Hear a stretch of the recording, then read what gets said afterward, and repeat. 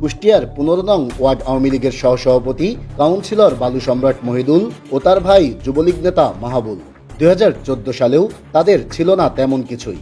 গত 10 বছরে আওয়ামী লীগের যুগ্ম সাধারণ সম্পাদক হানিফ ও তার ভাই আতার প্রভাবে মহিষের গাড়ি চালক মহিদুল ও মুদি দোকানি মাহাবুল শূন্য থেকে হয়েছেন হাজার কোটি টাকার মালিক। নিজস্ব সন্ত্রাসী বাহিনী গড়ে চাঁদাবাজি, টেন্ডারবাজি, জবরদখলের মাধ্যমে হয়েছেন শতাধিক ড্রাম ট্রাক, 40টি ট্রলি, 10টি মাটিকাটা এক্সকেভেটর, 2টি স্পিডবোট সহ বিলাসবহুল একাধিক গাড়ি ও বাড়ির মালিক। একক হস্তে কুষ্টিয়ার বালিমহল দখল করে গড়েছেন ত্রাসের রাজত্ব।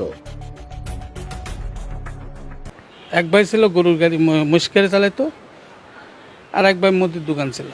বর্তমানে যে হাজার হাজার কোটি টাকার মালিক হয়েছে, এগুলো হানি পাতা এর ছত্রছায়ায় থাকি ঘাট, বালির ঘাট, এমনকি রোডের যে অবস্থা মানুষকে কোনো গণনার মধ্যে রাখে না। এখন বর্তমান যে অবস্থা মানুষের চলে, সাধারণ মানুষ চলতে ফিরতে খুব কষ্ট।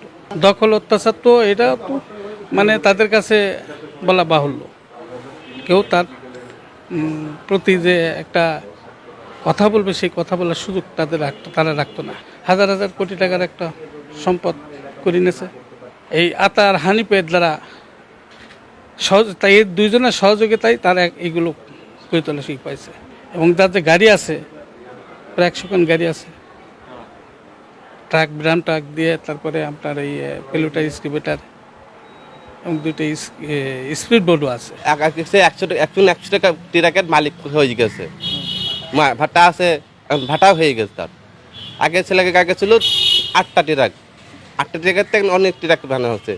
তাদের দুই ভাইয়ের এ রাজত্বে প্রতিপক্ষ দমনে তারা সাধারণ মানুষের উপর চালিয়েছেন নির্যাতন, ঘটিয়েছেন গুমখুনের মতো ঘটনাও। এদের আইনের আওতায় এনে কঠোর শাস্তির দাবি স্থানীয়দের। আমাদের এলাকাতে যে রাস্তাটা, এটা বালিরঘাট কেন্দ্রিক, তো বিভিন্ন গাড়ি ঘোড়া চলার কারণে আমাদের রাস্তাটা একদম বেহাল দশা।